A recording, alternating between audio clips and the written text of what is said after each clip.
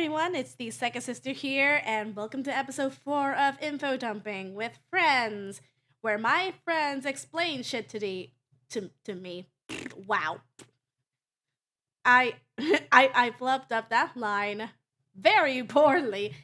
Anyway, today's topic is probably one that I'm already familiar with.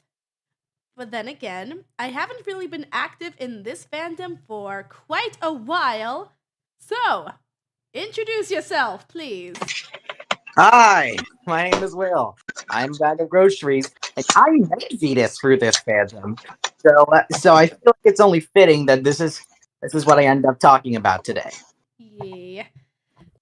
You also met me through this fandom, you fuck. Yeah, this is also how I met my good friend, the Timeless Collection. Also, as an aside, tomorrow is their 21st birthday! Woohoo! I hate you so much. Tomorrow you're gonna be old enough to drink. Tomorrow I'm getting drunk as balls. For context, I used to do a streaming series called Monster Mod Mondays, where I would take mods from the game Monster Prom, and I would do let's plays of them. One of which was, oh my goodness, I completely forgot the name of this one. Zach, the Goblin Gamer. Yes, Beth the Goblin Gamer, and the creator of that mod loved my Interpretation. Yeah, my voice acting for her so much, they decided they came to me saying, "Hey, can you would you like to voice some would you like to do some lines for her?" And I just go, "Sure." So I do it. And so the mod got updated, and that update is what Nesru Games ended up playing. And when I got into Monster Prom, I watched Nezaru games, and then I learned about this YouTuber named Sega Sister. Who's she? Oh, she's written some very good fanfics. I should read them. Oh, wow! These are good! Maybe I'll encounter in the Discord server 1 year later. Okay, we're best friends now. I did not see this coming. What did you say? Sorry, I died. Like, I was just dramatizing, like, my discovery of Venus on the internet. Also, now you have to do us. Now you have to do us. Now you have to do us. It's our turn. But as for Timeless, it was a lot less nonchalant. Oh, hey! This person wants someone to help join with their games because the new Kickstarter characters DLC. Why not? I have free time. 1 year later. Okay, now I'm also friends with this person. No, how did I get here? Stares intensely at you. Question, did you also meet Timeless in person? I did. At the same park as you. Wait, the exact same park? Yes, at Disney's Hollywood Studios. If I had a nickel for every online friend I met at Disney Hollywood Studios, I would have 3 nickels, which isn't a lot, but it's incredibly weird that it's happened thrice. Wait. No. We're going back in the summer too. We're going back in the summer too, and we're gonna fucking mess with him. It was not in line for Slinky. We had actually like a coordinated place to meet. So we just met at random after I told you, "Hey, I'm gonna be at Disney this week." And I said, "Oh, hey, we're going too. Maybe what park are you going to?" They said Hollywood Studios on one day. Hey, I'll be there too. Maybe we can meet up. And I was like, in my head, this whole grandiose plan to like meet you for like lunch. And then I just recognized you in line. Because I was wearing And meanwhile, he fucking ruined it by going to the wrong fucking tables. Oops. That's still my bad. I will set you on fire with a Molotov. I wore the gay shirt. Yep. Thank you, host. Next info, probably. R.I.P. We have been We've been talking about how we met for almost 5 minutes. So I believe now it is officially time to move on to the info dumping part of the stream. Can you screen share the PowerPoint too? I am going to see if I can. Thank you. By the way, all commission info. You know the drill Pay by now. her now! Pay her. This is not a threat. This is a promise. Pay her! Pay her! I sent you a request to have access to the thing. Sure. Bueno. So, for now, it's saying access denied. I have flipped the cat. No! The cat has been... And the file has been shared. The cat. And the file has been This cat shared. has been flipped and is now on my lap. Okay. Giddy.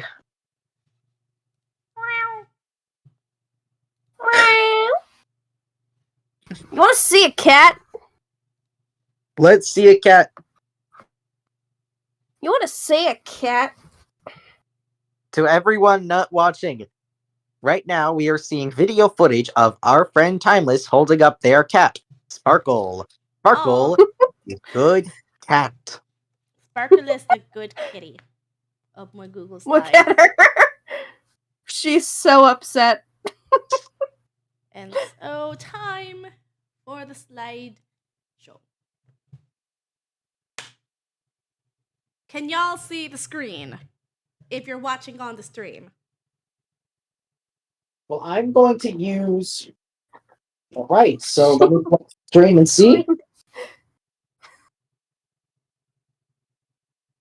Yeah, I can see it. Alright, Bueno. there we go. And my cat is left. Therefore, I'm ending my camera. No. And I will tell you when to slide. First thing first, what the heck is a Monster Prom? Also, screen share the slides. Yes. Oh, wait. There we go. What is... Oh, wait, I've remembered how screen share works. Yes. Un momento. What's a monster? What's a prom? And what... And who decided to bring these two concepts together? Beautiful glitch, that's who. Yeah, beautiful glitch. I ironically have the Brony Phantom to thank for this. No, bro. Oh no! Don't bring them back! So... Oh, I think you have control of the slides now, Will. Oh, okay. Well... First things first. First things first, what the heck is a Monster Prom? Well, Monster Prom is the franchise started from the original game Monster Prom, which is a dating simulator where you date a bunch of monsters in a semi-high school setting, but it's canonically not high school. It's like some sort of academy. Yeah, they kind of retconned it anyway. Yeah, like because most of the stuff is like based off what the creator, Julian, I forget his last name, but everyone calls him Mihail. Mihail knew about American high school, and he was like, "Oh, are people older than that?" And the screens are gone. It just went out of presentation mode. Oh, hail, Mihail.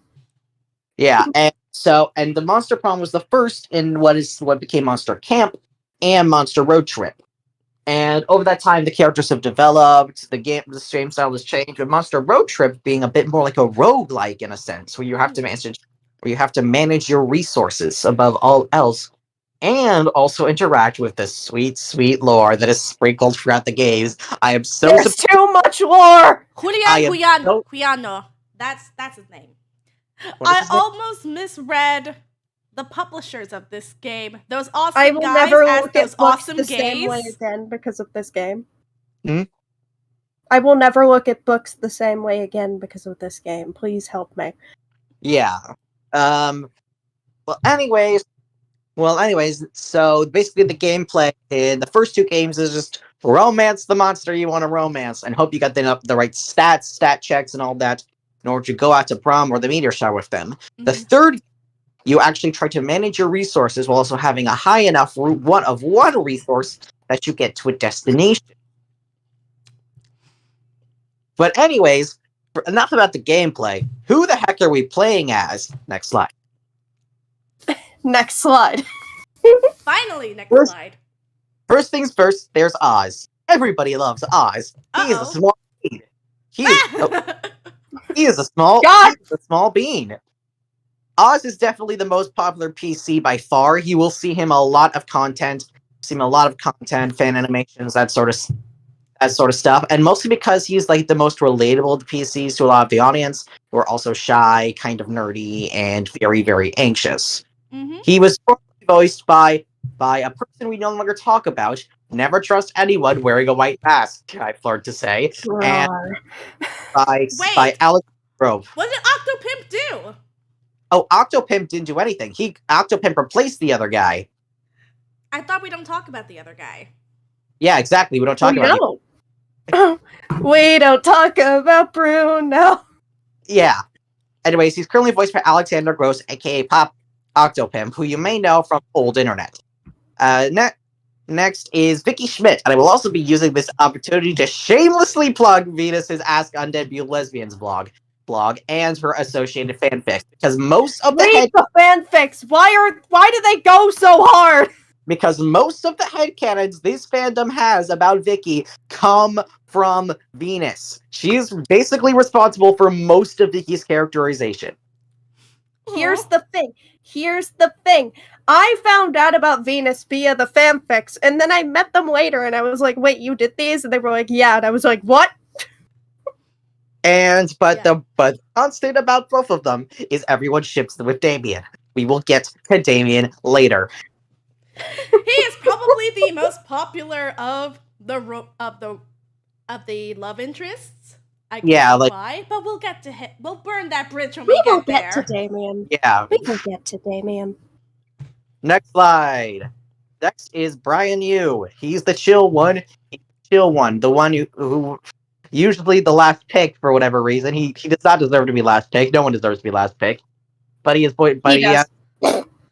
Brian is cool. He's got his own theme song. He's like the chillest. He is objectively the chillest. And of course, everyone ships with Damien. Last, and certainly not least, is Amira. Amira Rashid. She's the energetic one of the group, and from a lot of the materials we know, she seems to be canonically the most popular in universe of the. She's the popular kid.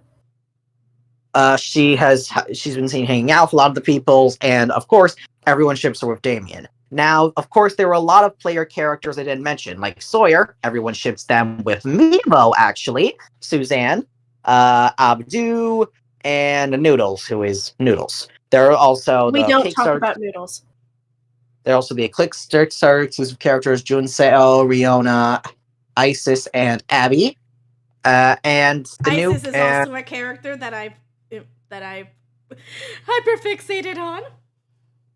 Why? And there are also characters who have gone from romance options to playable, including one we will talk about later. But of course, there's also Juan, the small magical Latino cat. Everybody loves Juan. He had a plushie made of him. I'm holding the plushie right now. Long live Juan. And Hazel the moth, who is currently having a plushie made of them, is on the way.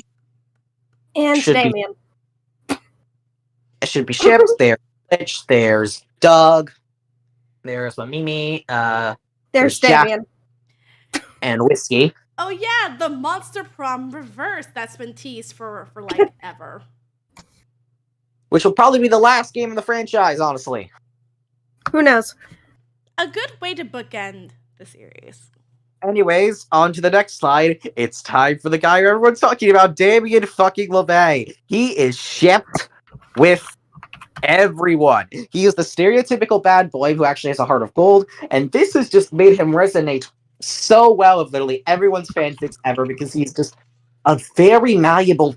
He's a very malleable character to just slide into whatever niche you really need him to slide into. For example, there's a lot of things with him and Oz where he helps Oz come out of his shell.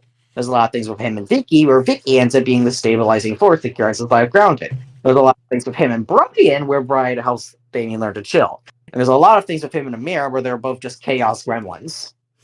And then there's me. Yeah, Oh yes, he has a lot of people shipping their OCs with them. Yeah, and he has a lot of, and they're so, and like Damien is so shipped. They're people who often ship them for the romantic interest. Him and Hope, him and Liam, him and Polly, etc. Him and Liam, him and Liam, him and Liam, him and Liam, him and Liam, him and Liam. Yeah, Vef is a big fan of Damien X Liam. Anyways. Oh, by the way, did you know that the Yaoi ending was supposed to make them canon? Yes. We need to talk about the Yaoi ending. Yeah, I mentioned that in one of the slides. Is like I was gonna elaborate on that further. We'll burn that bridge when we get there. Which would Damien would absolutely do. Back aside, I'm not done with Damien. Sorry. Shit. Definitely the most popular character by far. No one has ever come close to the popularity of Damien LeVay, and there are a multitude of reasons why. He is the prince of the 8th circle of hell, but he has secretly always wanted to be a hairstylist and is actually canonically a drag queen. He is still cis male, but is a drag queen. It calls himself the Queen of the Road when in character and all that. It is a big part of Road Trip and is a nice way to flesh out Damien's hobbies. Yeah. Anyways, because of how popular he is, he holds the record for most special endings in the first 2 games, as he is just so overwhelmingly popular. He got just basically every ending possible. Let's see. There's his 2 RNG endings, the fight and the hairstylist ending. There's also and going into the sun. Punching the sun. I don't know if that's in its goddamn face. There's the Kaganer ending. Mm-hmm. Yeah, but he shares that with Liam. Yeah. More Liam X Damien proof. Let's go. Do not start me on talking about the Kagner ending. It won't end well. Don't start. Don't start it. Do not start it. Okay. The reason Damien is in the Kagner ending is because he's so popular. And other characters, since Damien is popular, they chose Damien, etc. Let's see. And then there's the 2 endings in Monster. Kagner proves that him and Liam are fucking, I swear. So let's see. Monster Camp has him. Wildfire has Wildfire ending, and I think the Flash Genie ending. Yes, which is where Damien lies about dating you to his dads. Yes. Yes, I said dads, plural. He's got 2 dads. Deal with it, homophobes. Deal with it! Anyways, now we could go into the next slide.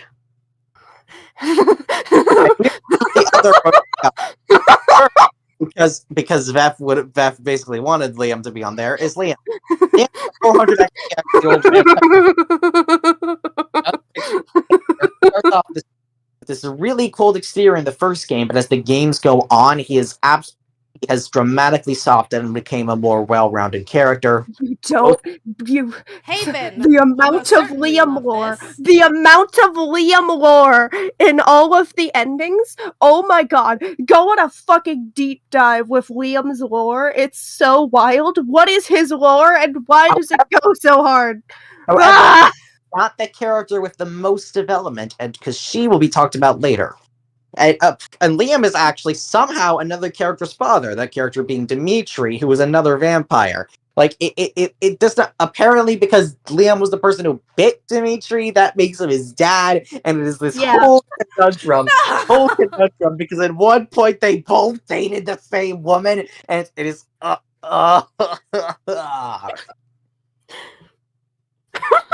Which is also Liam, look up Liam's lore. Look up the Hope ending and look up the lore. Yeah. Look up the lore in the Hope ending. I swear to God. Oh yes. Which makes it very awkward when, like, the fans originally thought that Dimitri sired Liam and also shipped the two. Oh no. It's the old shame. The old shame of the fandom. I'll admit I was one of those people who thought that Dimitri sired Liam. But nope, it was the other way around. And of course, I will pause for a bit once. I will Liam makes me happy. Yeah.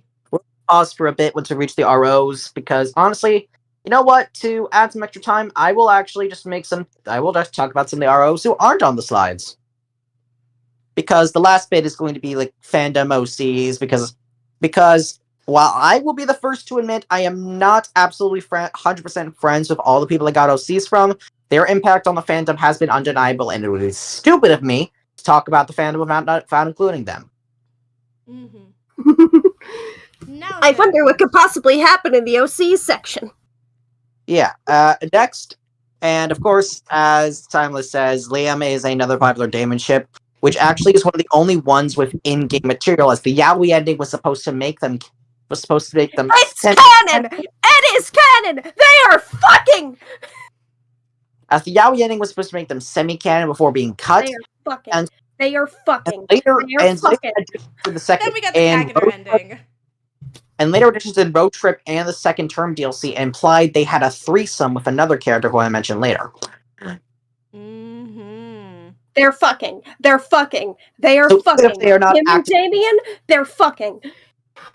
So even if they're not actively fucking, they've definitely fucked up. Past tense. Yes. Anyways, the next character is Zoe. Zoe is an eldritch deity turned fangirl, and she is the first and potentially only big trans rep in the series. Because of that, she has gotten massively popular both in fandom and out of fandom. I've seen many people who have no idea what Monster Prom is, never played the game, and they have a Zoe profile picture. She's that. Because of that, she's actually one of the only characters whose stuff you can wear. As I believe on Jessie Cox's website, you are still able to buy her hoodie. Yay! I actually bought the hoodie during its first run, and it's still with me right now. Aw. Okay, the Polaroids.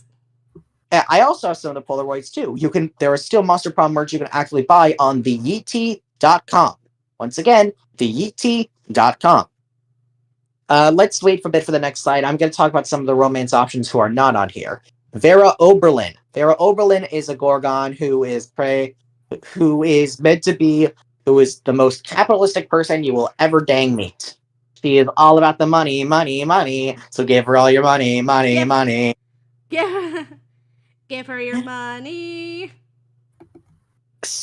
She will do anything for a buck and has canonically resorted to a lot and lots of murder. This is also very in line with her sister, Valerie, who will also do anything for a buck and is the person running the shop at all the schools. She later becomes a romance interest in the third game. Next is Miranda Vanderbilt. I hate her.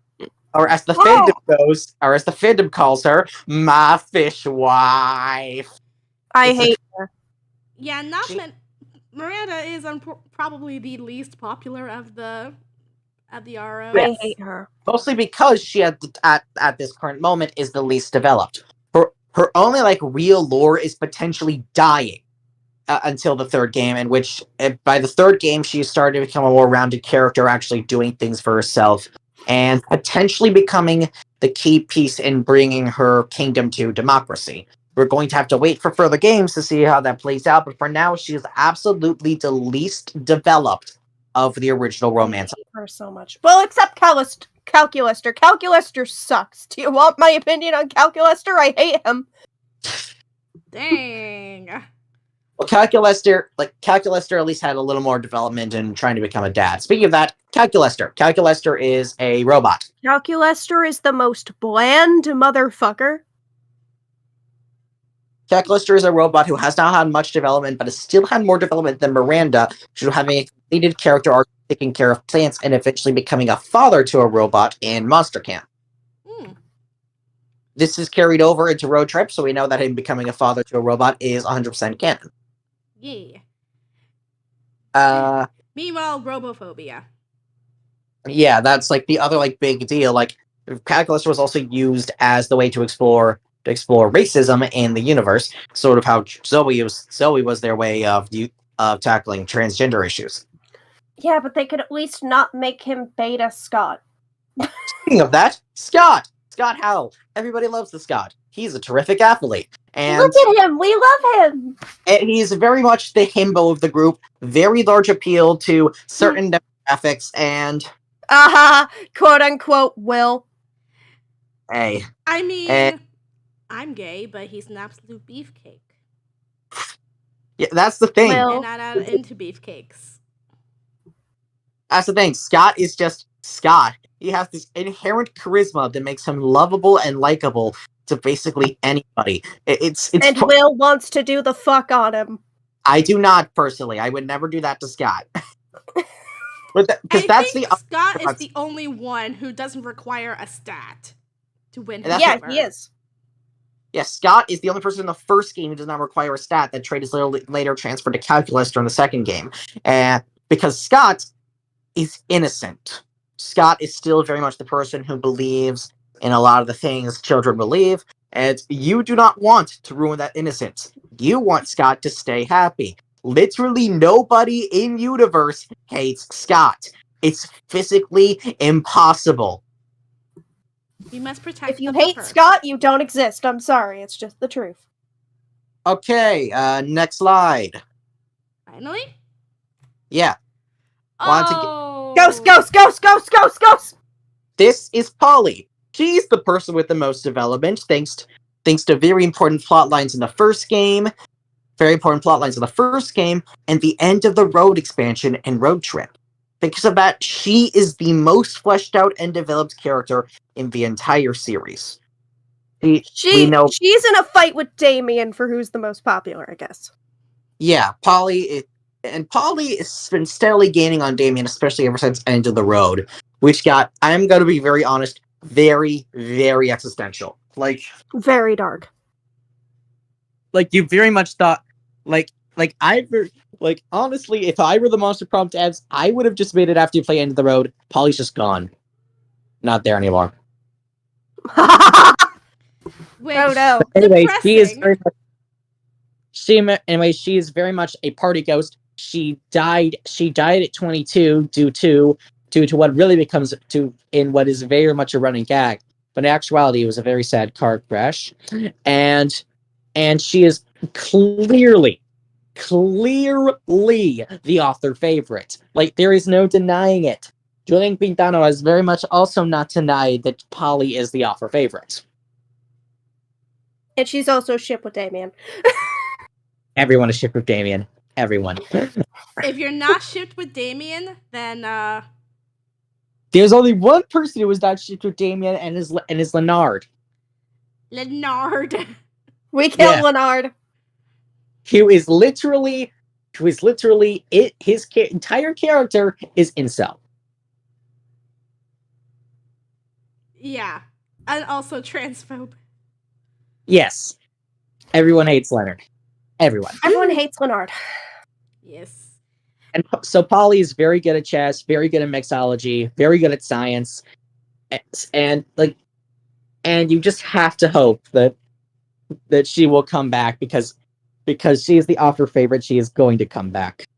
Next is Milo Belladonna. Yes, it's pronounced Milo, not Milo. Milo. They are a influencer who is actually the Grim Reaper, and they are the first explicit NB rap in the series. Not the last, but they were the first, and they were introduced in the second game as an extra character to add a little spice to the lineup, which they successfully did. They were able to talk about a lot of stuff that plagues people on social media and stuff like that. But the coolest fact about them is that the Instagram account they made in one of the endings at This Cat is the Cat is 100% real. You can go follow that account on Instagram right now. This cat Do is it. the cat. Go get the cat. You have alerted the cat. Oh God.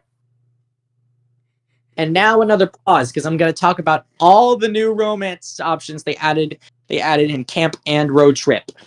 First is Joy Johnson Johima, who is the leader of a group of witches called the Coven. She has much lore with Liam. Yeah. Trust me. And Dimitri. Yeah, Joy, Faith, and Hope, who are all three members of the Coven. Faith Fernandez, Hope Heiko. They all have lore up the wazoo. They are very much like the people who carried the lore for the first two games, with certain endings and plot lines that very much imply a sort of deeper supernatural thing going on in the universe, which was later confirmed in third game as real, with a lot of big revelations happening in some of the conversations that we get. Mm-hmm. But Joy was the first of them to be properly romanceable in Monster Camp. Next is Aravi Mishra, the aforementioned third person in the threesome between the name Damien, Liam, and now we know Aravi. However, starting in the second game, she is accompanied by Hex, who is self-explanatory. Hex. Hex is just Hex. Aravi is an adventurer who very much who doesn't exactly know this is a video game, but already treats life like it's a video game. She is. Oh yeah, and Hex is also MB. We love Hex. Hex is Hex. And the Sarabi is a general prestige of RPG characteristics, but also is a genuinely endearing character with her, who is also tied into the lore, and which is only revealed if you sit back and pause in one of their secret RNG plot lines. Ooh, yes. Oh yeah. All the anime influences with Joy too. All the anime cliches with Joy. Yeah, and Joy is very much like Joy and the Coven are very much a pastiche of like old 90s Buffy. Of old 90s girl focused shonen anime like Sailor Moon mixed with a healthy dash of Buffy the Vampire Slayer, which is where Dimitri gets his name. And shoujo mixed with a Hello there, Liam. You're certainly not inspired by anything related to Buffy. Yeah, mixed with a Slayer. The Coven lore is ongoing, ever expanding, and will probably keep going because we have also met a lot of their rotating cast of villains. Gerard, who is named after that Gerard Way, Salome, Axarax, and so many more. Liam. There's also Evil Joy and Evil Faith, who are another thing entirely. And Liam. And yeah, Liam also used to be a villain for the Coven. That is a part of his very large lore. If we have more time at the end, I will let Timeless just basically go wild on the Liam lore. You don't want to give me that much power. You know what I'll do with it. Just let me know when it's okay to move to the next one. Yep, okay. Well, next up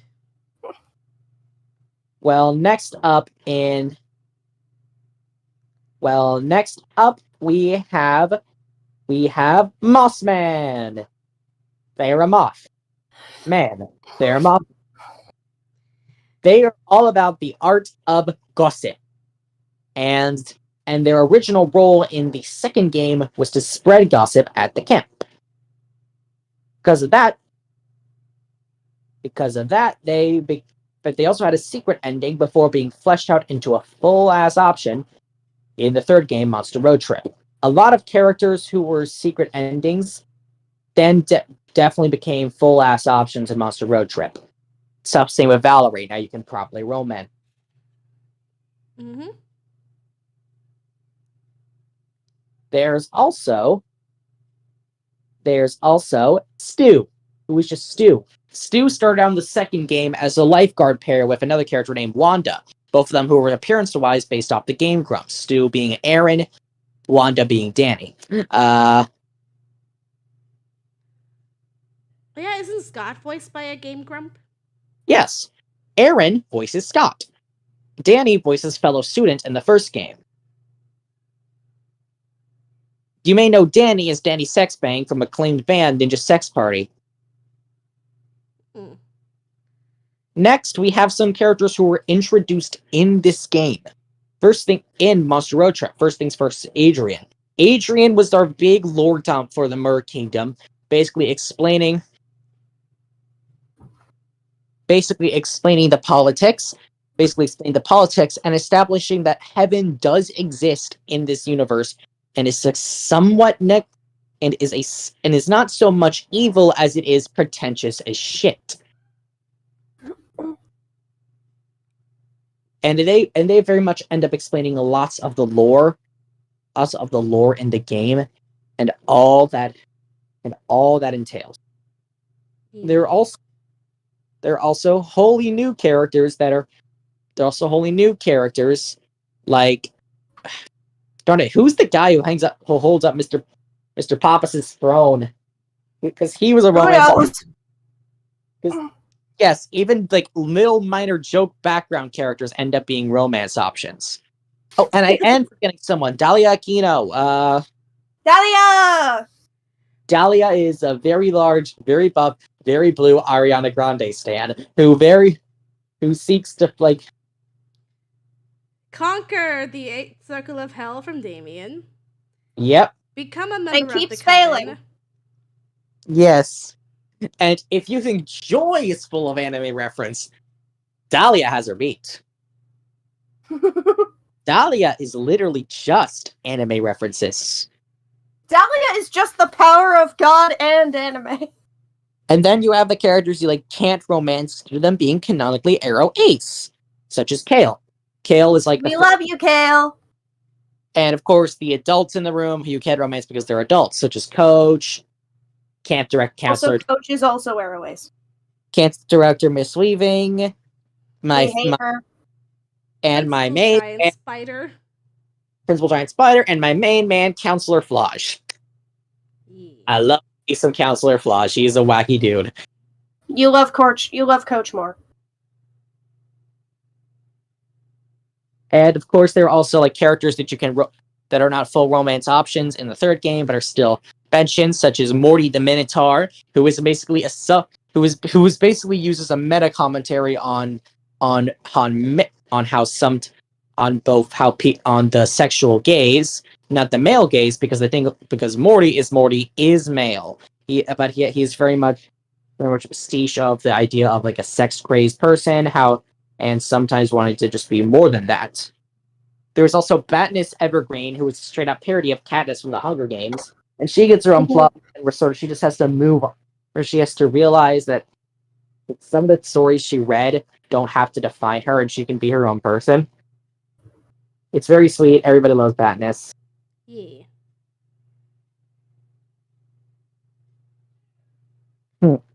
How long is this supposed to be away? How long do I have? I usually give them 2 hours. We are currently 40 minutes in. All right. Okay. We gotta do fandom. Making good time. Okay, I'm trying to make sure I got every character. Like, I mean, there are some that I can mention, like, who are usually mentioned. No, we gotta go to the fandom. You guys are last in you guys are last in fandom anyways, because you guys are. Oh, not for any bad reason. Not for any bad reason. Save the best for last, of course. This is still bullshit. Yeah, like there's Mimimi, there's Cool Josh, there's the Bear, who has no name other than just Bear. Oh, there's Sadie, the pizza girl. Everybody loves Sadie. Sadie is just a Ring reference. Yes, Sadie is both a reference to the Ring and the character they created to fill every single dead-end job in this universe. She works every single job thanklessly, and by god damn it, she needs a break. Anyway, it's fandom time. I hope we're able to romance her. Yes. And also in this series, we have had crossovers with two very popular indie games that both deal with similar themes. Helltaker and Cult of the Lamb. with the Cult of the Lamb crossover, you can actually romance the Lamb himself in Monster Road Trip. And in Monster Camp, Modeus is a playable character, so you can romance anyone as her. Yeah. So it's moving on now. and so we can move on. It's fandom time. Yay! And of course, nothing is truly complete with the fandom. There are so many great people who have done so many great things. And this is honestly just a teensy tiny snapshot of what people have done. First things first is Missy, created by Azzy Arachne. Azzy has a metric ton of OCs. So I absolutely had to ask her to at least use one. It would be freaking stupid if I didn't. Like, that is literally just going at a gold mine, full of gold, fully stocked, and going, nah. She is an artistic spider with a mother's touch and a venomously cheerful attitude, and her sprite there was created by Eval. Created by Eval is one of the great fan artists in this community. There are a lot of people here who make a lot of great art, and you should commission all of them. Not now, but when you can. You gotta save your money first. You gotta save your money to commission Venus first. Save your money to commission Venus! Yeah, I write. I voice act. I don't draw like these people though, which is why I have an artist for my Ask blog. And we will mention them later. Next is River, an amphipod shaped with a tragic past and a loving polycule. They were created by IcyFo88, and their art was done by Cruxin. Cruxin will be mentioned again very shortly, because oh boy, do I have a lot of good things to say about Cruxin. Slay. Next slide. Next is Cynthia Frost, a 200-year-old vampire war veteran who is now settling down with a job as a museum curator and a family. Created by Sinispac and so cool. Estalia. Sin is basically one of the people in... There is a Monster Prom roleplay server owned by a person named Snix. I would reach out to Snix right now, but I think me and them are going through a bit of a rough patch. Oh boy. But either way, Sin is one of the people who is most active in that server, and she has many great characters. And many great characters to the extent where a lot of the art she's gotten of her characters is because someone else commissioned art of their character, and because of how ubiquitous Sin is, one of her characters was in it because of it. Just more or less, Sin is everywhere, and we love Sin. Next is Gami. Gami is a former mirror curse who is now free to be her own woman, and her character and her art is by Cruxin. And now, let me take a few minutes to talk about Cruxin. I fucking love Cruxin. Dude is one of like the big backbones of this fandom, because most of the stuff you see for like all the lore, all the guides, Cruxin made that. Most of the art you see of characters and fan art, Cruxin made that. Most of the extra little details and maintenance, Cruxin did that. We love Cruxin. He is the one-man machine for this whole fandom, and he does not get appreciated enough. Slay. Love to Cruxin. Next slide. This is Jack Faison, a Fae who's loyal and kind, who is also a bit of aggressive, but a great family man. This is Jack Faison, who is the character of our good friend WD885. We love WD. WD is like the one guy in the fandom nobody hates. He is friends with everybody.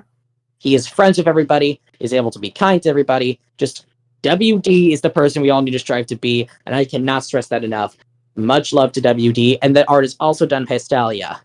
Next is Dennis is one of the more popular OCs in the fandom, as the mod made by MR Undisclosed, along with their character, is one of the most downloaded on the Steam Workshop. Because one of the great things. Oh my god, the person that made him cannot stop commissioning art. Holy shit. Yeah, the other thing about Mundo, he's fucking rich. So he's I don't know what he does. Whatever he does, he's rich. He's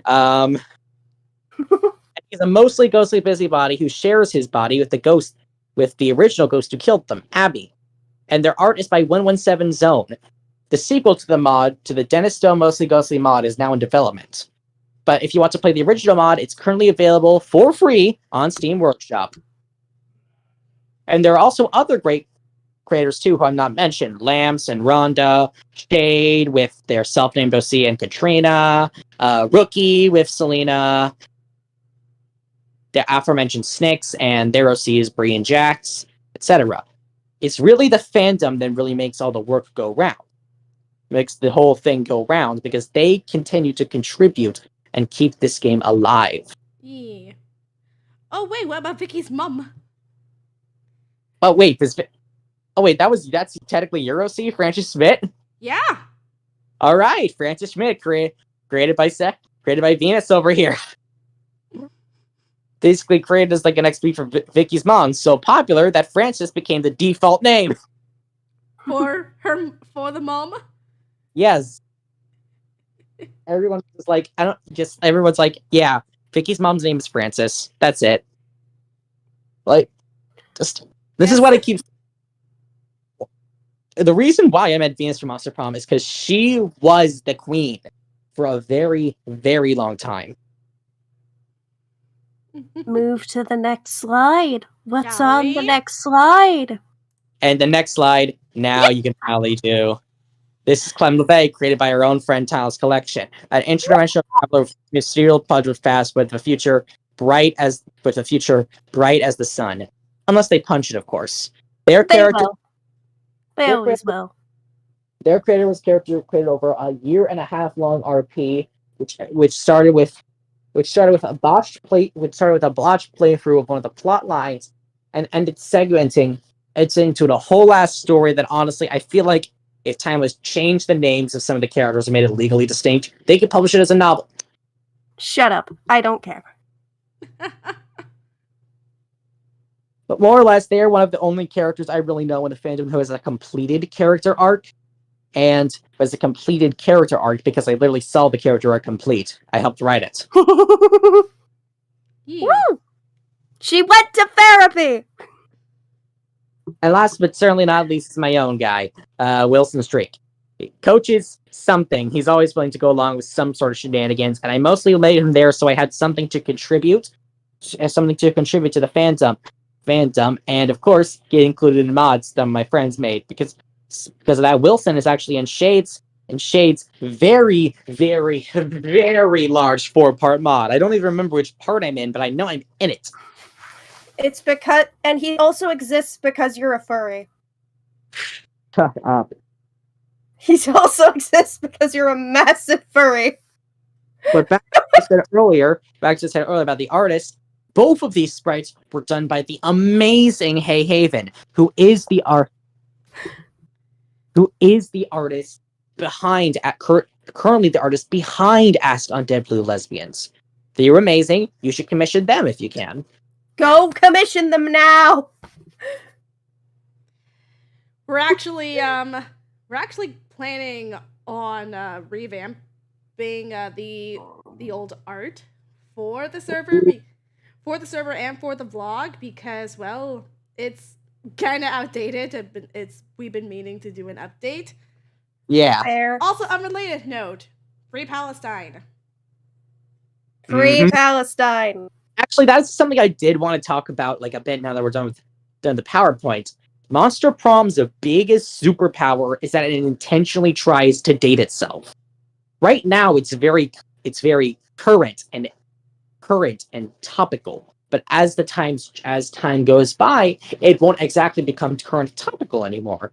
But it's very much so Monster Prom is very much attempting to become a period piece for this little strip of times in the 2010s and 2020s of what the culture was like, what people were like the sort of archetypes you could still see in life. Like that is a whole thing I was actually talking about with Venus a while back, and one of the main reasons why I really wanted to do Monster Prom as my little subject. Because it's a time capsule. Because it's very interesting how these certain pieces of media try to become a time capsule for when they were made. There, of course, are ones that are are unintentional time capsules when they were made. See stuff like Total Drama, which is very much forever and ever going to be associated with the late 2000s reality TV boom. And it's even if it's still going on today, past the end of that boom, which was stuff like 16 is basically a time capsule. And then we have stuff that shows that are like from that era that also try to remain timeless. Stuff you got like Phineas and Ferb, Gravity Falls. Those sorts of things are not time capsules due to the way that they are made, trying to not focus on current issues, but also subtly updating the technology as time goes on. Like, I will eat you. Oh, no. Stop being nerdy or I will eat you. at this point of this whole series is to be nerdy. I'm having fun. I will eat you right now. But what I'm really trying to say is, sometimes it's good to have pieces of media that are time capsules that literally just captures the lightning in the bottle of that era and somehow distills it into something great. Like, because at the end of the day, I probably will be looking, like 10 years from now, I probably will be looking back at this part of my life with real fondness. If the people who even if I'm not super close with, even if I'm only close with just one of the people who originally introduced to this game, and that is It only would be me. Oh, no, you did not introduce me to this game, actually. Okay. I was introduced to this game by this very, very nice person, named Smeeb. Smeeb is an artist now in a different fandom. They used to be part of a podcast, and I was a fan of said podcast. Because of that, I became friends with them. And one of the days, they decided they were going to play Monster Prom with a couple of friends, and I joined, and I got hooked. And then you joined me, and then you went insane. Yes. Like, I'm not close with any, and the only person I am really close to left with that fandom is Smeep. So I do want to give her a great big Will shout out and a thank you for introducing me to this. And also, she still has commissions open. She's still an amazing artist. And darn it, she just deserves love. So if you can, go commission Smeeb. Go commission everyone, basically. That's the lesson here. But don't spend all your... Yeah, don't spend all your money on one person. You still need to spend it on Venus. I was about to say, go spend it on yourself. No. Although, frankly, Will. I would like... I mean, now, as Will, much as I do Will, love my day Will. job, I would like to be able to just stream for a living, but it's not for everybody. Yeah. Will, What's up? you need to talk about the Liam War. We are not even an hour in. Go ahead. You need to talk about the Liam War. We have an hour. I want to hear you attempt to explain Liam's lore. It's not exactly Liam's lore, as Liam is very much a part of the lore. It's still his lore. You have to talk about his lore. So, just because, yes, there is lore to this series, and it literally all begins with eldritch deities. Apparently, this series, the universe was formed in spite of them, and basically ever since, eldritch deities have been trying to pull the universe apart. Yay! Woohoo! This is, and thus, Yay. the monster realm and the human realm both coming to fruition. The monster realm is where all the action takes place. And so you have people like monster slayers appearing, the divisions of the air people, aka fucking heaven, and the mer kingdom. Hell getting the multiple circles and their long bureaucratic process of diplomacy and all that jazz. And all the while, society just keeps on progressing. Liam lore. And this is sort of where we get to the lore of the Coven and Liam. Now, the Coven has their own like little sub lore, very much baked in to the rest of this lore, because their lore is that of more of an of a serialized TV show, with the first season containing the characters of Grace, Hope, and Faith. Notice how I didn't say Joy. Grace dies at the end of the first season and is replaced by Joy, and that should be the team that you continue with. Nope. No, because and this is what I think is the most clever world building of all. Out of universe in the show, Hope has been recast 3 times. So there is technically 4 Hope. And in universe, each of these Hopes has died. Because of that, there are 4 Hopes, each with individual personalities based off the way, presumably based off the way they were portrayed, with the 4th Hope being the most current.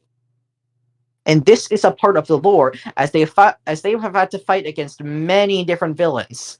But the most recurring villain was a guy named Angelus, who was very much based off. He was a servant villain. He was a servant villain to some of the bigger bads in the series, and thus basically gained the recurring character role when talking about it in like a series as format. So, Gee, I wonder who Angelus is. I wonder. But Angelus was the villainous synonym of the then 300xdx-year-old Lambda Lioncourt, who had disillusioned with life and who had grown disillusioned with his long life and seeks to make a meaning out of it in villainy. This, in the end, he and Joy formed a very deep connection, and then they fucked. And Liam was able to relieve the dark side and become light. If only his past actions had not begun to caught up to him.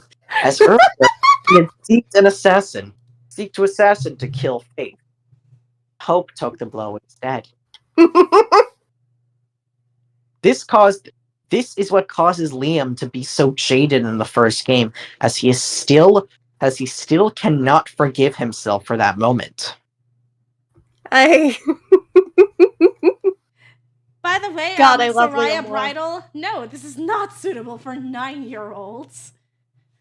Not even close. It's a rated T game. There's a lot of sexy times. Sex. God, I love the Liam War. He's such a war criminal, and we love him. Like, that's not even the only lore. Like, the Mer Kingdom currently is a very brutal absolute monarchy, and in universe and there has been and during one of the plot lines, you can either stop a revolution or let the revolution kill Miranda. It is one of the Miranda fucking dies. Yes. That's gonna make Green Hand very upset. Yeah, like it's one of the plot lines where you have to really decide how much does knowing a person really contribute to how you perceive them? Because you know Miranda. Miranda is a romance option. You hate Miranda. Yeah, that could be an option too. So is it really fair to let her die? And canon, no, she didn't die. Instead, she is going to become probably the leading voice for democracy in the Mer Kingdom, sort of taking in the revolution. And so I can see the irony now of Feel the Eel returning as a character later, completely allied with Miranda due to the stuff got established in Road Trip. Also, cough, cough, Joy's lore with Zoe. Joy's lore with Zoe. Oh dear God, Joy's lore. Yes, that one ending. There was another plot line where the world fucking ends because it was just a prank, bro. It was just a prank, bro. Because of Polly and Scott accidentally finding a duck off Necronomicon and thinking, "Oh wait, this is a book of pranks." They end the fucking world. This was the inspiration for one of my fanfics. This is Clem. And this is the inspiration for Clem being a thing. As it was it was a botched run of that ending which led to the idea such new ideas for me, along with it being made canon that this ending happened multiple times over via Joy and Monster Camp, with many different variations, which her being like this one constant for a bajillion universes for like 78 tries and No. It was 30. It was 38 tries. It was 38 tries. with Trust me, I've 38 memorized this conversation. I know too much about the fucking with Joy Lord. 38 tries Wow. until they found one universe where the stupid option worked. Yeah, you just take Zoe to prom. You took the Eldritch Deity to prom, and that just neutralized everything. That is the canon. That's the fucking canon. And Joy is horrifically traumatized. Please get Joy therapy. Oh my god. And so that has been explored a lot in fan works. And because of that, I am now going to transition to talking about fan works, yours included, Timeless, don't worry. Don't talk too much about mine. It's cringe. I'm gonna cry. Well, first things first, I need to mention one of the ones, like, I'm going to start with one of the ones I had a hand in, Monster Prom senior year. It is the Oh no. second longest script fic in the entire world, and it is, yes, it actually briefly held the world record. The author, Dang. 10K, does have the Guinness certificate. Oh my god. Nice.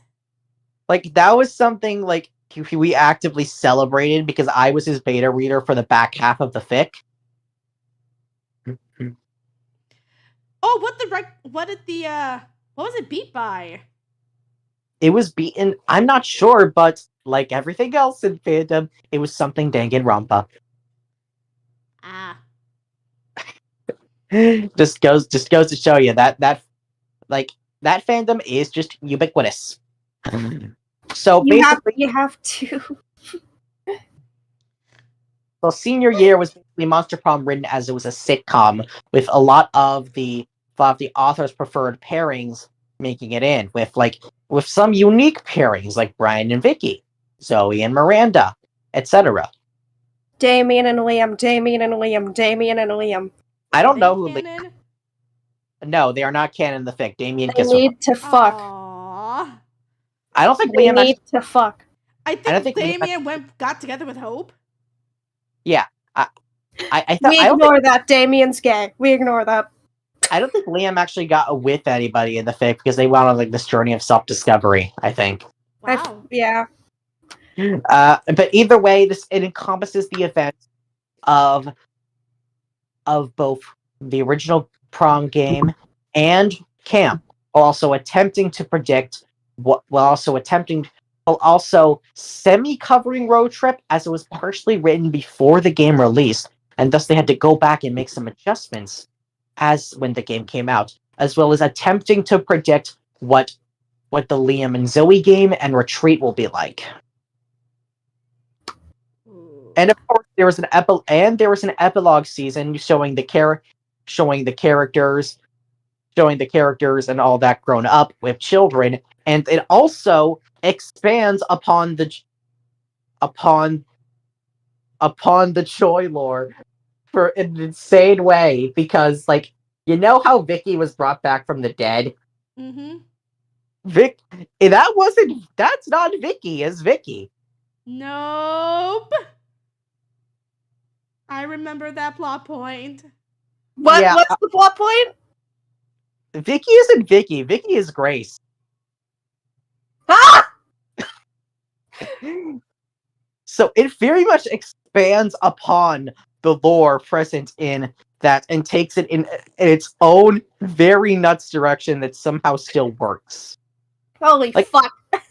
Like, it somehow finds a way to separate the original Eldritch deity from Zoe, and it somehow even makes Hex a part of it by making Hex the afterlife form of the human mayor guy.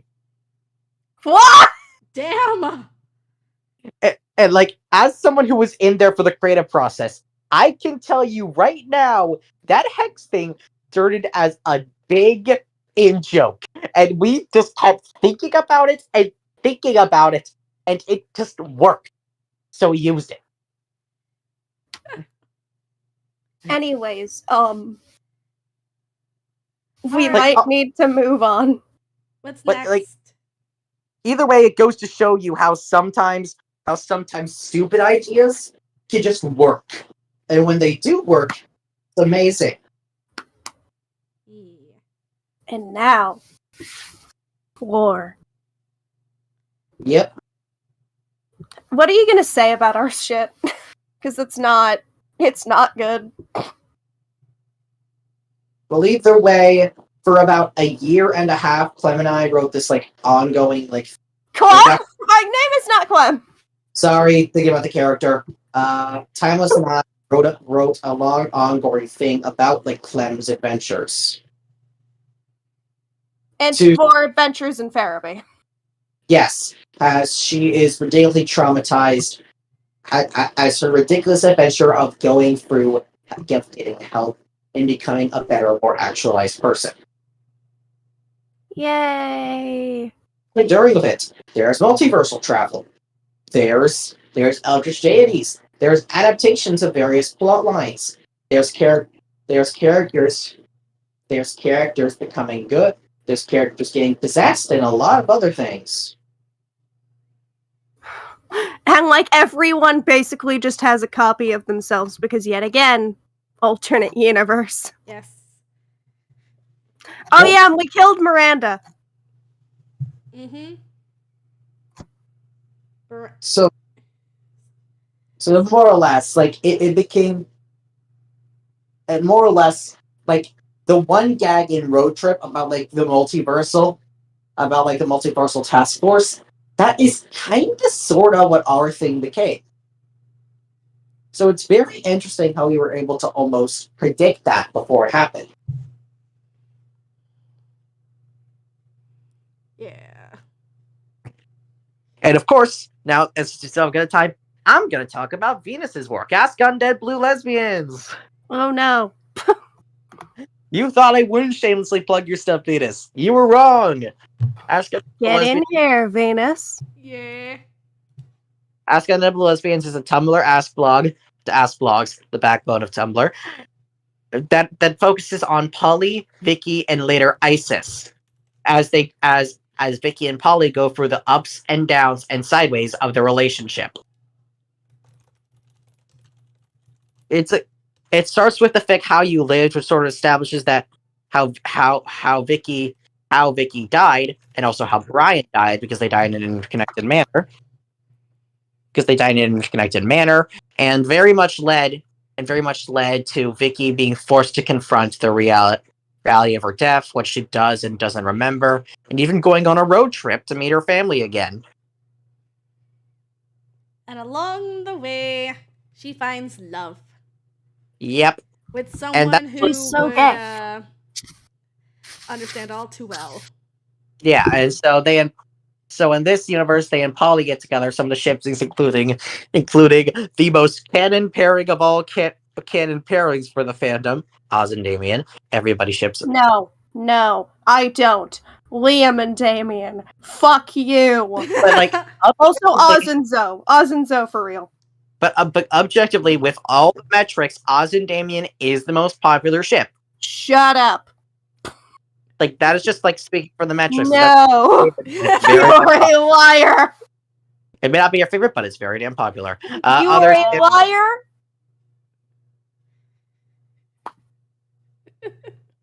Other ships in the Ask blog include Brian and Scott, which is another big one because thanks to 10K, it became a very big thing that Brian is into football. Mm-hmm. Like, which shows like if you do your job really, really well, it will just become accepted fanon for most of the community. So and stuff like there is I think there is an official Polaroid of Brian and Scott after a game together. Yeah. So like more or less like a lot of so yes, because Me Hill has said on word that they have read a few of these fanfics very briefly. Yay. All right, now we have to eat Mayhail for survival. Absolutely not. We need to, Oh, absolutely not. We need to continue creating these awesome games. yes. And of course, Vicky and Polly's relationship isn't always happy go lucky. They need a relationship counselor, who turns out to be Miranda. ISIS happens. They get engaged. They go to try to find ISIS's family. They're not there. I blame the British Museum. Everyone blames the British Museum. And where we last left off, during this time, Polly's father finally passes away and joins her mom, her little brother, and her at the home. It's very nice. And Polly, Is gay. Isis, Vicky, and Vicky's new adopted sibling Hazel. Remember Hazel? I hope you remember Hazel. Go on a road trip to the music festival of Veranatone. They make it there. They have fun. Polly gets a call. Her parents moved on. Yeah. Oh, boy! That's in the. Wait, what? That is what that is what the Ask blog has been left on now. We need to catch up on the Xbox. Jesus Christ. Long story short, personal things happened for both me and Haven. We both lost a grandfather last year. Yay! And honestly, this was my way of processing the grief. It probably would have been mine too if I had been writing Ask on Dead Blue Lesbians in December of 2019. Yay. Miss you. But yeah, because I'm an idiot who procrastinated on paying my artist, we're probably gonna start mid-March as opposed to end of February like I usually do. And there is a Patreon for Ask on Dead Blue Lesbians. Subscribe to the Ask on Dead Blue Lesbians Patreon. You only have to pledge $1 at a minimum $1. Mm-hmm. Woo! Pledge the minimum, and you get access to. Give them money. You get access to the blog posts early. Yeah, and. $10. I get to write one thing for you. Exactly one thing. $25. You get an art request from our amazing artist, and then $50 is just thank you. You don't have to do that much. It's just gratuity. Yeah. I am currently in the I think I am currently in the $5 tier. Mm-hmm. And I do not need to be in the $10 tier because I usually help Venus with writing things nowadays. Yes. Then again, you could always do the $25 tier and get Haven to draw something for you. Maybe. But anyway, back to just talking about Monster Prom. Like this game, like there's our stuff. But there's a lot in this game. Like, for example, now with like lore and stuff out of the way, let's go over the gameplay. In the first two games, there are 6 stats: smarts, boldness, fun, charm. Smarts, boldness, fun, charm. Creativity and money. Creativity and money. Game 2 gets rid of money. It is brought back in Game 3. You sort of need to have a perfect balance of stats getting some of these very high. Some of these pass a high threshold in order to properly date the character you want to date. Here, let me go on Neoseeker. Guide so I can tell you who uses what stats. And let's see, if I recall correctly, Liam is pretty much, I think Liam's the only of the original 6 to require creativity. But he requires smarts and creativity. Vera requires money and smarts. Miranda requires money and charm. Mm-hmm. Yeah. Both Polly and Damien require boldness and fun, and Scott requires none of that. You just need to love the good boy. Calculus requires smarts, and Zoe requires creativity and charm. Mm-hmm. For the second game, Aravi requires all stats high. They are one of the hardest characters to romance because of this. Calculuster takes over the role of having no set requirement. You just need to love the person. Dahlia takes over. Dahlia's special thing is having one stat maxed out above level 15. It doesn't have to be any specific stat, just one stat. Damien continues to be boldness and fun. Joy is smarts, boldness, and charm. Mostly smarts and charm. And Milo is creativity and charm. However, just completing all the proper stat checks will not get you to where you want to be romanceable. You also have to sit with them at the campfire in Monster Camp and choose the option that most matches their character. Once you do that, then you will be able to take them to the meteor shower. Secret endings usually forego the stat requirement as it overrules any missed stats or anything like that, as long as you complete the secret ending requirements. It's just like that in every single game, and that does not appear it will change in the future. For Road Trip, romancing characters is not the main option. It is instead basically an extra thing to do, where you pick up hitchhikers, who will give you their own special quirks to go along with your runs, that will help you manage your resources. You can talk to them at rest stops. After you talk to them enough, you will unlock the deep conversation. This will allow you to romance them, but there's also the option to not romance them even after the deep conversation. Yeah. Cool, right? Yeah, that is cool. So more or less, this game is all about playing your stats right and knowing which to go for. For example, in Road Trip, you have to manage your magic, your hunger, your money, your excitement, and what's the other one? See. Let me see if I can remember them. Money, magic or gas, stamina, hype, mana, and soul. Yep. Magic, hype, mind, money, soul, and stamina. Yeah. You need to manage those resources and get one of them to a certain point while never running out of any of the other.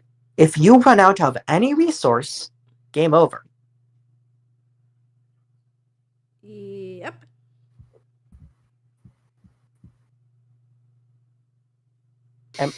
And right now, this is not the only thing beautiful Julian has done. Beautiful Glitch has also released a game called Maze Man, which is a nice little fun dungeon crawler. It is nowhere near as popular as the Monster Prom franchise, but it's still pretty cool. Yeah. What's the game called again? Maze Man. Maze Man, like. Okay. There we go. And of course, there's always the next option in the franchise, as of course they still have to do the Retreat game starring Miranda and Vera, and Reverse starring with the romance options player characters, the player characters with romance options. But the next game going on is an as of yet undecided concept starring Liam and Zoe. Yeah, I think each of the sequels, which I backed, Yep, there's a focus on would be focusing focusing on two of the love interests from the first game. For camp, it was Damien, Daw, and Calculester. For road trip, it's Polly and Scott. For retreat, it's Vera and Miranda, and now for this fourth game, it is the fourth game. It's Zoe and Liam. Wow, I had a blonde moment. It's okay. It's either way, we will have to see what the fourth game is all about, because right now we don't actually know that much about it. Because we backed up enough on Kickstarter for it.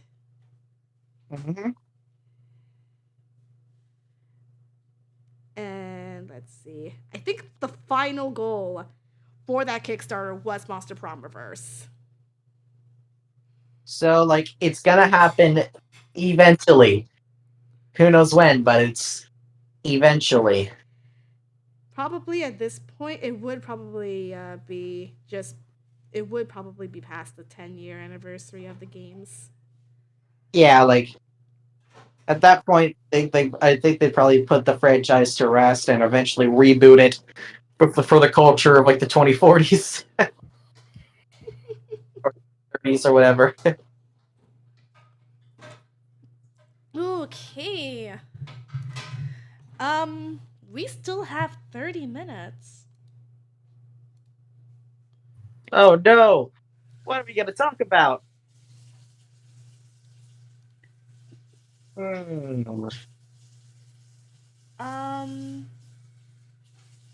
believe Timeless is still here. If you guys want to talk Yes, more I am real. about... I know, I am real. If you guys would like to talk more about your lore... No, I'm gonna die if we talk about my lore.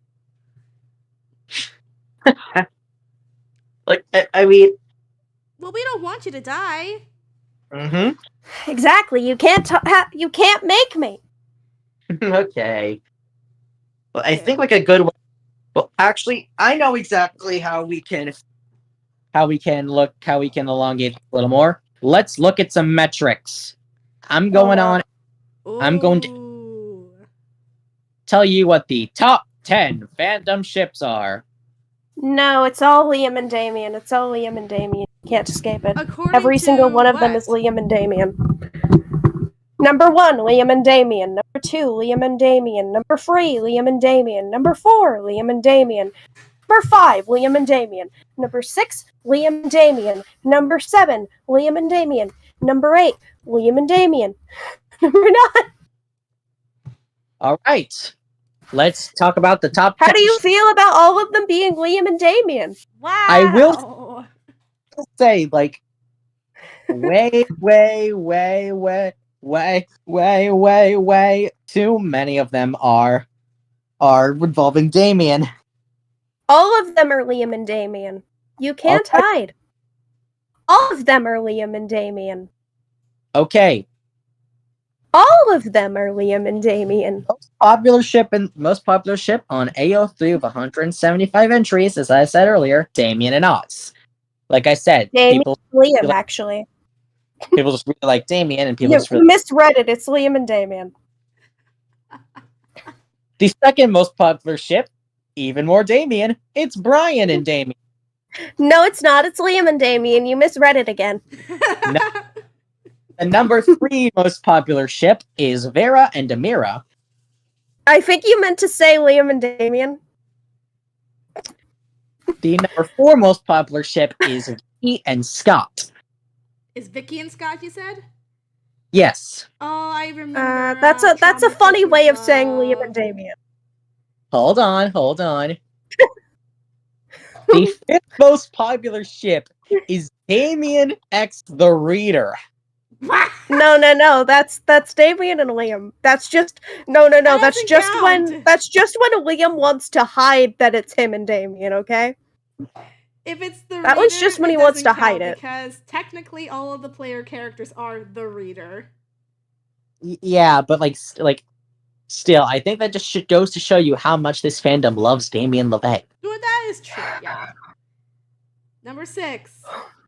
Vicky and Damien. Yep. No, that's a funny way of saying Liam and Damien. I contributed to that stat total. Yep. That's a very funny way of saying Liam and Damien. Number 7 is Polly and Oz. Yep. Once again, that's a very funny way of saying Liam and Damien. Number 8 is Brian and Liam. That's an extremely funny way of saying Liam and Damien. Number 9 is Oz and Liam. This is a very funny way of saying Liam and Damien. And last but certainly not least, the 10th most popular in terms of fics written. I mean, Tums has said it already. It's Liam and Damien. You've said it like 10 times already. I don't know why you keep insisting on this, but everyone knows it's Liam and Damien. So, you know what? as not counting Damien X Reader, what is the 11th most popular? It's Liam and Damien. The 11th most popular is Vicky and Polly, and I think that's probably because of you. Yes. It's Liam and Damien. But either way, what we have learned today from this metric is that so many people love Damien. No, it's Liam and Damien. Also, I don't so know many what you're people talking love about. Gay ships. So many people love what? So many people love gay ships. Yeah, lots of people love gay ships. A lot of people love Damien and their gay ships. And a lot of people love Liam and Damien putting their faces into each other. The other thing I think we've learned about the 2 times Thomas appeared on the hip is that when they have when they like a ship, they get really passionate about it. That's a good thing. Defend your ship to the grave. Go to war for your ship. Just don't become an outraged shipping war like your Star versus the Forces of Evil. No. We Or must like your become the Has-Been ship Hotel. war. Oh God, not has been. Not the What? Alistair shippers. Has-Been Hotel. Never have I seen a fandom go so many different directions so very fast. R.I.P. Shay. R.I.P. Shay. What's happening? We'll text you later. Yeah, we're not gonna say... R.I.P. Shay, I guess. I don't know what's going on, but I hope you're okay. We're not gonna say it on the stream. We don't want to get demonetized, but I can just quickly text you. I hope you're okay, R.I.P. Shay.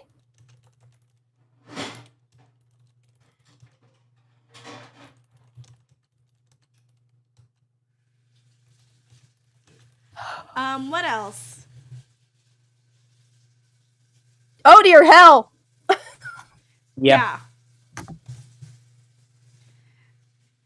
Alright. Why? Let's see, And you know what? Let's talk about the mods a little bit. Let me look at the most popular Monster Prom mods. Eat the mods. Yes. Eat the mods. Eat all of the mods. Eat every single one of the mods. Why? Why not? And yes, I used to do a stream called Monster Mod Mondays where I would promote mods made by the fandom. Uh-huh.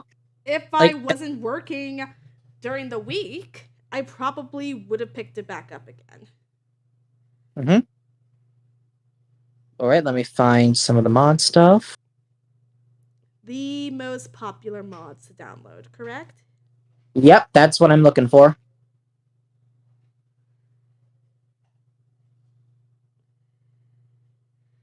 Oh yeah, something else I would need to revive Monster Mod Mondays. Mm-hmm. Mods. The most popular mods of all time. Of course, it started with a couple of built-in mods. But currently, the most popular mod for this game of all time, because we can't escape it, is Danganronpa. Oh my god. I can't believe there's a Danganronpa mod. Yeah, it takes in the characters Chiaki, Gundam, Fuyuhiko, and Sonia, and monster promming them. However, but the first real story mod, what I would consider the number 1 popular, is the Flask Fellowship, which is an officially published mod introducing the character Mina the Succubus. Oh, I remember playing that mod. I actually included her in a thing, which I will not bring up because, well, Yeah. this is technically an all ages stream. Uh-huh. And next on the list would be Internet Famous, which was a collaboration between Monster Prom and the stylings of the legendary Ross O'Donovan. You may know him as Rubber Ross. Mm. There's Tickets to Heaven, which is another officially published mod by Beautiful Glitch. The Court of Killian Dur, which is made by Inky, who was, I do not know if he is very active in the community anymore, but his mod is still popular up there and he is still getting recognition for it. And I'm actually still in contact with the guy. Tell him I say hi. Tell him I say hi. We talked about him.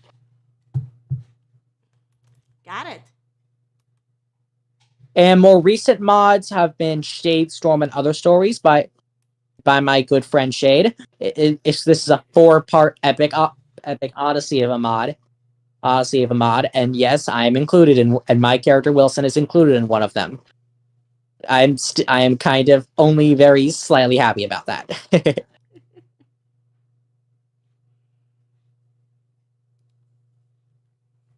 More recently, there's been a very large amount of Wolfpack mods, actually. Because the character of the Wolfpack has definitely had some sort of resurgence lately. I don't know how. Yeah. I don't know how. I don't know why, but the Wolfpack just came back. Came back with a vengeance. Yep. There's mods featuring the Slenderman, Mr. Cruxin, because I have to mention Cruxin again, made a mod putting the party ghosts from Monster Road Trip into the first game. And of course, we have to mention Venus's own mod, Vicky the Prom Queen. We love you, Venus. There is also a mod that I never got around to publishing about Vicky the fashion designer. Hey, never a bad time to go back and finish it. Mm-hmm. That is and true. Of course, there was also Dennis Doe Mostly Ghostly, done by my friend Mundo.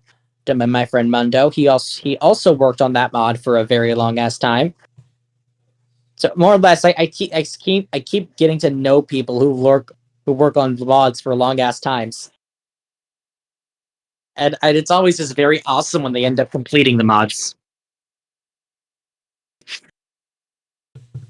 Mm-hmm. Okay. But of Excuse course, me. some mods are also very, very humorous. For example, Obama. There is just a mod named Obama. Thanks, Obama. You can find mods about basically everything. Stuff with like Isn't really there the one with the condom guy? yes. We played that mod and we all regret it. There was a Slenderman mod that I And then there's like honestly 50 regretted. mods about killing Leonard. Yes. There's also a mod I see about freaking Colonel Sanders. Yes, Colonel Sanders. Help. Waluigi. Because didn't Colonel Sanders have his own dating sim? Yes. Yes. There was also Waluigi, Sans Undertale, the engineer from Team Fortress 2, Sand Undertale, is that you? Chris McLean, Dio from JoJo's Bizarre Adventure, Susie and Chris, and just asking where the fuck are we? Exactly. So The mod where I break into your house and murder all of your friends. That's not a mod. That's just what I'm going to do to you tomorrow. No, don't do that. So more or less, there is a lot of mods out there. They are all just a time and a half because you are either going to laugh at just how fun it is, or have just a genuinely good time with the story. Mm-hmm. No matter, can't go wrong. Or I could eat you. Like, for example, Right now, I am just looking through some of the mods, and there's just Pepsi Man. And I could eat you instead. You know, Pepsi Can Man. you eat the Pepsi Man? That's it, you're getting eaten. Oh no, Can you eat the Pepsi Man? I don't think I would so. like to eat all of you at once. What? Why? Why not? Like, Honestly, this stream's a good indicator of what my friendships are like. Yeah, you hate me so much right now. I understand. No, I don't. You hate me so much because I'm ruining your stream. You are not. Welcome back to I Ruin Everyone's Streams for a Living. for example, the last one I'm actually going to talk about, of course, is 10Ks, who made a mod that canonically makes senior year something Zoe wrote in the game. Oh. Or I could just eat all of you. Oh my. So more Why or less, can't I eat all of you? Why are you so resistant to being eaten? Because like to- that's called cannibalism and is frowned upon in some countries. and also we'd like to live. But what if I just eat you? Then I'd be dead. And we don't like being dead. We like being alive. Yes, It's living. not my fault that you've been eaten, okay? It's not my fault that you were too weak to live, okay? Hey. Bum, bum, bum, bum, bum, bum, bum, bum, bum, bum, bum, bum, bum. Beep. But more or less, it's like at this point, Monster Prom is this. It's not a franchise that you are meant to take 100% seriously. It is. It is the franchise. It is the franchise that can be incredibly topical and make a joke out of it. And if you need some good fanfic recs, you have Let's see. a lot of stuff on. You have a lot of stuff on this little website called TV Tropes. A lot of the fics recommended by our very own Venus. Yep. You know, back when I was on TV Tropes, I'm not anymore. I got in trouble. Yeah, their account is gone. It's red linked now. No. Your old page with two contents.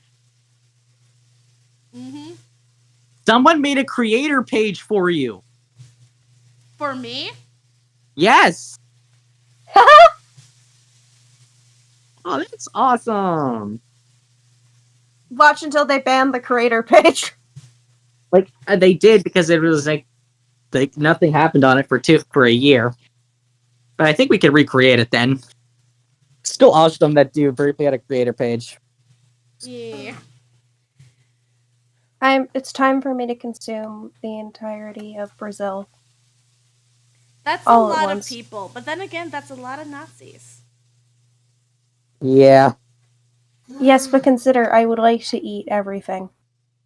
Like, and also, like, I'm imagining this area of TV Tropes. I also met our good mutual friend Green. Give me your food. Oh, yes. Green. Give me your food. and- Give me your food. You should probably go eat then, Beth. Let's see. No. So, yeah, our gracious DM. The original DM of most of just about every project. I am hungry and I want Yay. food. Give me your soul. I don't think I can. I don't think I'm able to. I don't think Give you can, me your soul. I'm hungry. I don't think you can eat a soul. You haven't tried. Maybe.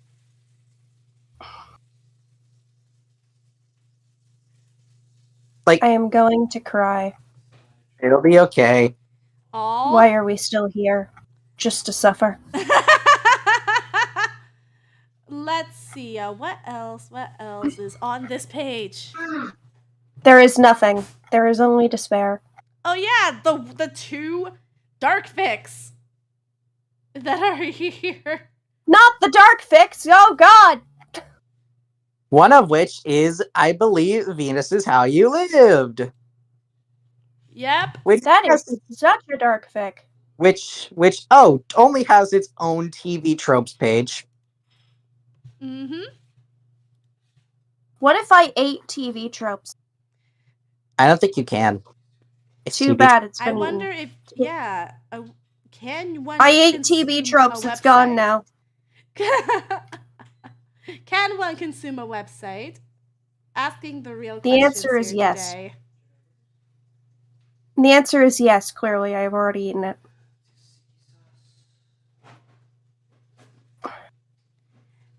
Let's see.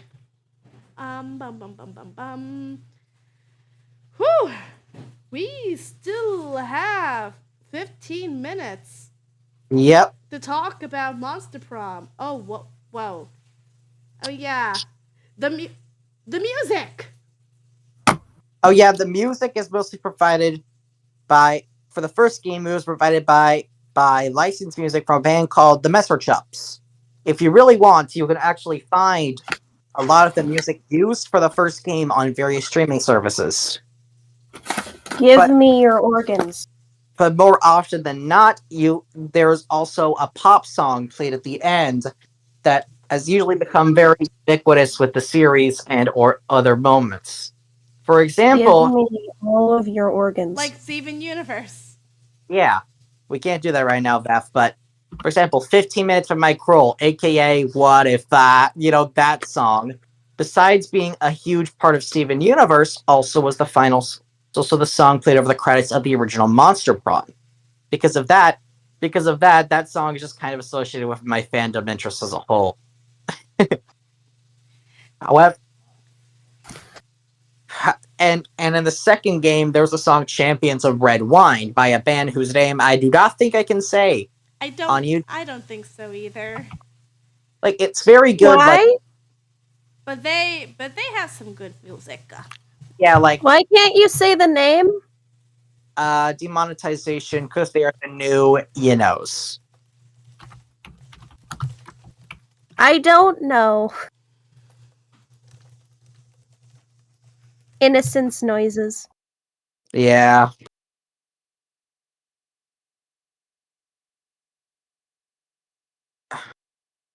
Oh, Yeah. porn is real.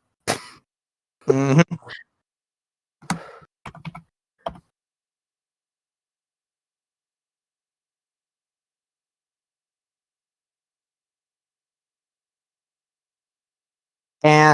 and and like I've become a big fan of their music so much, and specifically that song.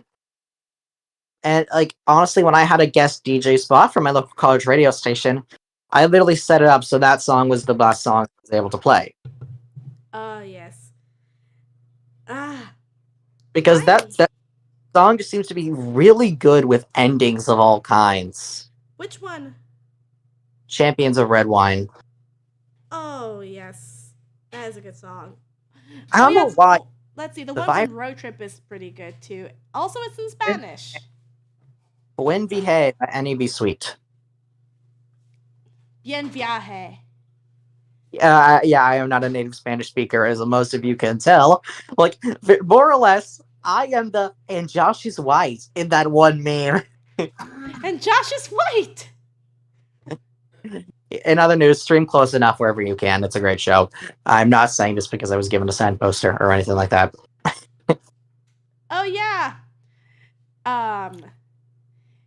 This is not an Oh American my god, game. white people are real? Mm-hmm. What's Looks up? at myself. Looks at myself. Oh, yeah. This is not an American game. Despite being released in English, the entire team is essentially Spanish. They're Catalonian, actually, I think. Specific region. Catalonia is an area of Spain that has been recently trying to gain its independence, and that is the main reason why the character ending exists, in order to spread around the local culture. Mm-hmm. Another reason you can tell that they are Spanish is because of some of their translations. Like in the character ending, they have to go to historic Judea. honestly, if they ever had to make a state, just name it Judea. That's like a perfect like historic land that just encompasses all of it. Mm-hmm. And, Yeah. and That's instead of calling the town Bethlehem, they use the Spanish translation of Belen. yeah.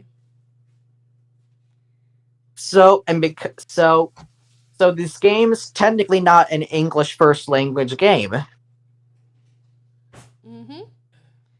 And yet the English is I'm written so hungry. well.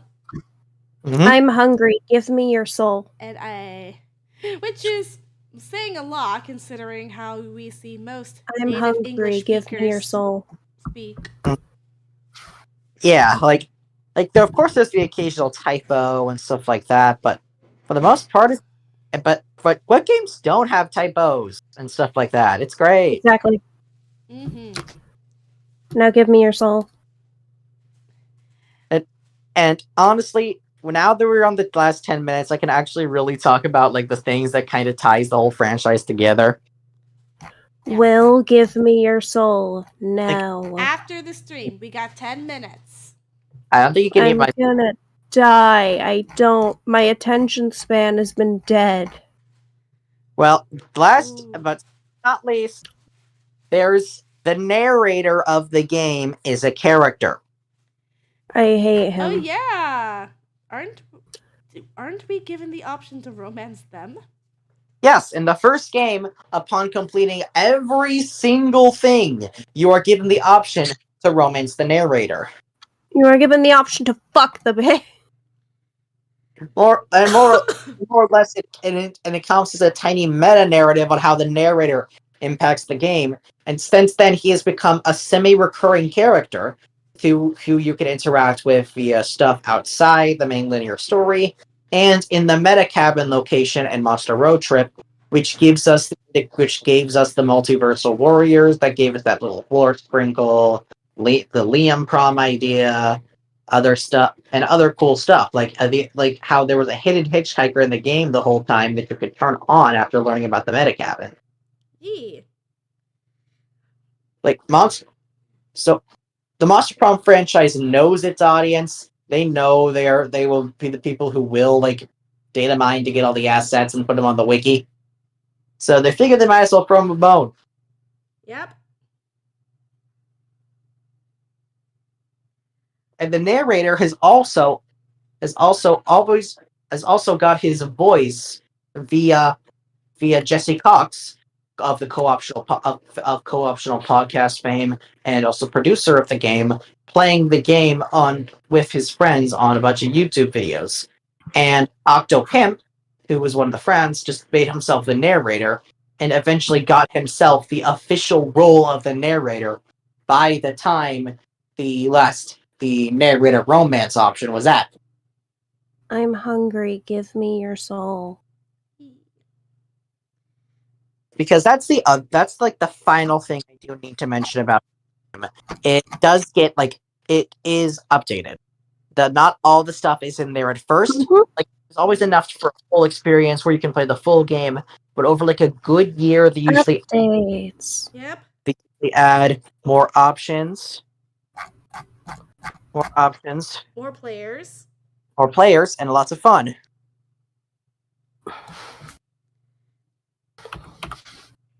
Ooh. Fun. And it's one of the only games that really doesn't try to treat it as a service. Doesn't really try to treat it as a service and rather treats it as additions. Because the game is finished. It is done on release date. Everything else is more or less an extra. So it's not exactly microtransactions.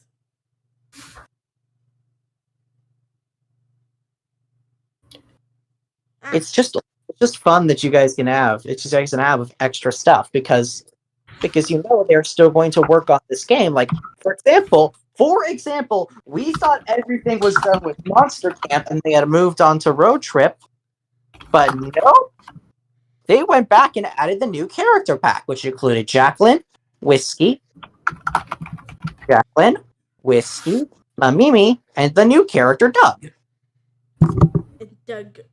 And That's kind of the fun of this franchise. They can add something new at any time in any of their games.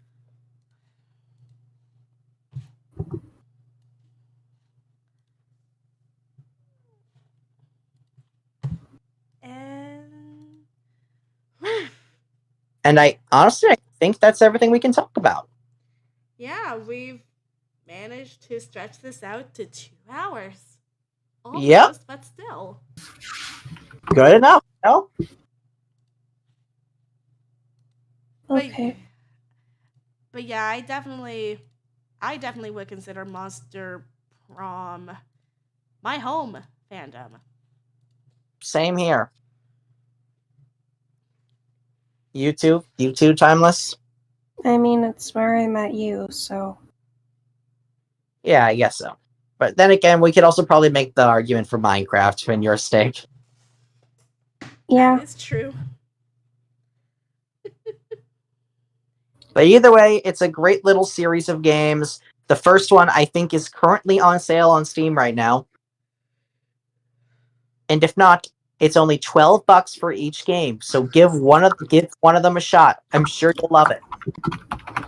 Yay. Any last words? You're going to Brazil tomorrow. No! I guess. Oh wait, that must be where your birthday party is. No! Ah! Shit! It backfired! Either way, as before we go off stream, I do want to say this out loud to public. Happy birthday, Beth. Thank you for being awesome, and I hope your birthday tomorrow was an amazing one. I love you, you silly goose. We love you. Okay. And I think, is that a good place to end it? I think it is. All right. Just like last time, we'll probably be expecting another double dose of the Killing School campaign Yep. next week and the week after. Mm-hmm. And would you guys like to say your goodbyes now? Thank you for coming to the stream, everybody, and make sure to follow all the people I mentioned today. Follow all the people I mentioned today because they are very cool people who absolutely deserve a follow. Yee. What about you, Timeless? You got any big words? None. All right, it's okay. All right. Have a good night, everybody.